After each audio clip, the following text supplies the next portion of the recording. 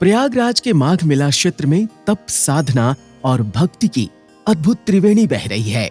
देश के सबसे बड़े धार्मिक आयोजन में अब साधना और तप की एक और धारा समाहित हो गई है।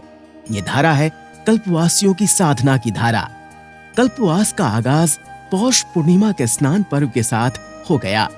माघ मेला क्षेत्र में वाहनों की एक कतार उन्हीं साधक कल्पवासियों की है, जिनका पूरे 1 महीने यहाँ बसेरा रहेगा। त्रिवेणी के तट पर 2 लाख से अधिक कल्पवासियों का माघ मेला क्षेत्र में एक अलग नगर बसाया गया है, जिसमें सुबह से लेकर रात तक इन भक्तों की अलग ही दुनिया नजर आती है।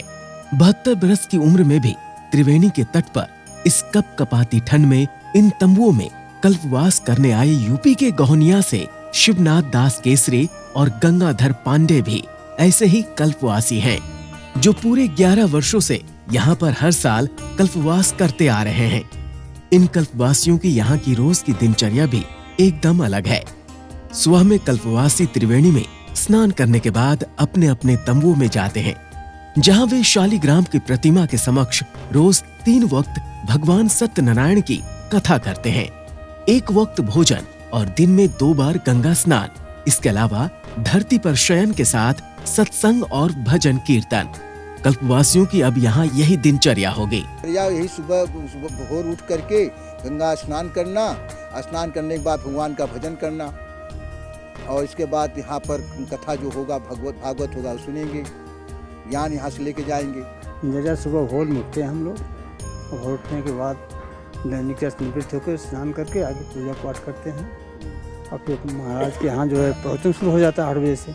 इनके प्रवचन में बैठते हैं, 9-10 बजे प्रवचन चल रहा है। उसके बाद जाके अपना भोजन बनाते हैं। इसमें फिर दूसरी टाइम फिर भागवत जब शुरू होती है तो भागवत में बैठते हैं। फिर शाम को स्नान करने के बाद और फिर पूजा पाठ, फिर सहन अपना जल। धार्मिक मान्यता की बात करें तो मान्यता यह है कि ब्रह्मा जी ने सृष्टि की रचना के लिए जो पहला यज्ञ किया था, उसकी शुरुआत माघ महीने में हुई थी। इसलिए इस पावन महीने में 1 महीने संगम की रेती पर निवास कर पूजा अर्चना का विशेष महत्व है। माना जाता है कि पौष पूर्णिमा से माघ पूर्णिमा तक त्रिवेणी के इस तट पर आज भी देवता और ऋषिगण आते हैं, जिसकी वजह से माघ के महीने में कल्पवास होता है। धार्मिक मान्यता ये भी है कि अगर आप त्रिवेणी में केवल माघ पूर्णिमा का स्नान कर लें, तो इससे पूरे माघ के महीने में पवित्र नदियों में स्नान का पुण्य फल प्राप्त होता है। तो कल्प की इच्छा जहाँ सभी लोगों की इच्छाओं की पूर्ति हो, उसे कल्प कहते हैं। और जहाँ पर इच्छाएं अवशेष न रह जाएं, उसे पूर्ण कल्प कहते हैं। तो तीर्थराज प्रयाग पूर्ण कल्पवास का अवसर है। जिसे कल्पवास तो उज्जैन में भी होता है, हरिद्वार में भी होता है, और हम नासिक में भी करते हैं। वहाँ कल्पवास होता है और यहाँ पूर्ण कल्पवास होता है, क्योंकि यहाँ प्रतिवर्ष से कल्पवास होता है और कुंभ में भी होता है। केवल 4-3 क्षेत्रों में हम केवल 12 वर्षों में करते हैं, वहाँ केवल कल्पवास करने जाते हैं। और यहाँ पूर्ण कल्पवास होता है, क्योंकि हर 12 महीने में हम यहाँ 1 महीने आकर के निवास करते हैं। महत्वपूर्ण बात यह भी है कि कुंभ हो, अर्ध कुंभ हो या माघ मेला, त्रिवेणी में इन सभी आयोजनों में रोज पहली डुबकी लगाने का अधिकार इन्हीं कल्पवासियों को दिया गया है।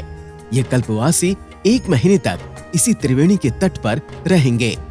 इस वक्त भोजन ग्रहण, संयम और त्याग के बीच जिंदगी गुजारते हुए ये दोपहर और शाम को साधु संतों की आध्यात्मिक वाणी का पान करते हैं। आस्था की ये नगरी अपनी निष्ठा और समर्पण की दुनिया में पूरे 1 महीने माघ पूर्णिमा तक इसी तरह डूबी रहेगी।